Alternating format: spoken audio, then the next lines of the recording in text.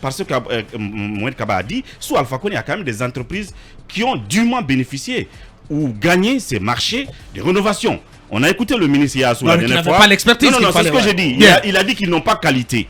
Maintenant, il faut voir ce qu'ils ont déjà fait en termes de travaux. Il faut leur payer ça. Parce que les entreprises ne sont pas payées. Selon les informations, par exemple, certaines entreprises avaient bel et bien perçu des avances. Vous l'avez dit, certaines. Oui. D'autres aussi ont commencé à travailler sur fonds propres.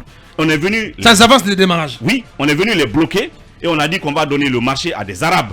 Pendant ce temps, on ne leur a pas payé. Il y a même une entreprise qui s'appelle Doric qui a fait les études architecturales, jusqu'à présent qui n'a pas reçu un seul centime. Très bien. Donc, j'ai attiré l'attention du ministre là-dessus la dernière fois. Je termine par... la campagne agricole qui a été lancée en toute pompe la semaine dernière du côté de Cancan.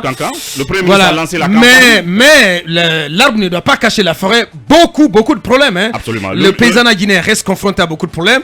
Comme tu vas le dire, il n'y a pas d'engrais. Oui, le Premier ministre a lancé officiellement la campagne. Le ministre a dit qu'il y a des engrais, il l'a dit officiellement. Il n'y a pas d'engrais. Il y a des engrais. Mais ce serait pas. Le ministre c'est pas vrai. C'est pas vrai. Il faut écouter Mamadou. Oui, on va s'écouter, mon maître. Bien. Le Premier ministre a lancé la campagne agricole.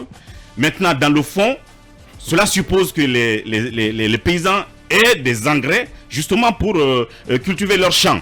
Il y a effectivement une quantité, mais il s'agit de 12 000 tonnes d'engrais. Un petit stock. Maintenant, ce qui est insuffisant pour la demande, par rapport à la demande, parce que la demande est aux alentours de 45 000 tonnes d'engrais. Par campagne agricole. Donc, s'il n'y a pas assez, ce n'est pas la faute du ministre, il faut le rappeler, ce n'est pas non plus la faute de la Chambre nationale d'agriculture. Alors, pas du tout. Mais c'est un contexte, une conjoncture internationale due à la guerre en Ukraine, qui est donc producteur ou productrice, si vous voulez, d'engrais et même du blé. Vous savez que tout comme la grande Russie d'ailleurs. Là-dessus, par contre, il faut être prudent parce que il y a eu, si vous permettez. Macky Sall, il a été commandé. Oui, il a été pour qu'on lève le blocus. Un peu de céréales pour l'Afrique. Il ne faut pas oublier qu'avec le royaume du Maroc, notamment l'office chérifien du phosphate, Alpha Condé avait un programme de coopération de 100 000 tonnes par an. Oui, cela avait été livré.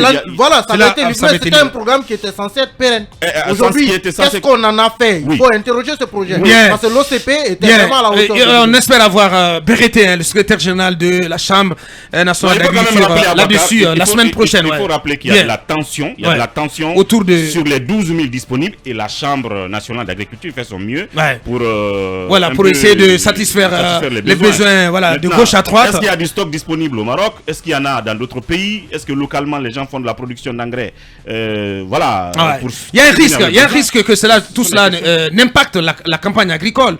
On va essayer de suivre ça, tout cela de près, en espérant donc en parler plus longuement la semaine prochaine avec les différents acteurs, la Chambre nationale d'agriculture et pourquoi pas l'organisation, l'Union des paysans de Guinée. Allez, c'était notre tour de chauffe.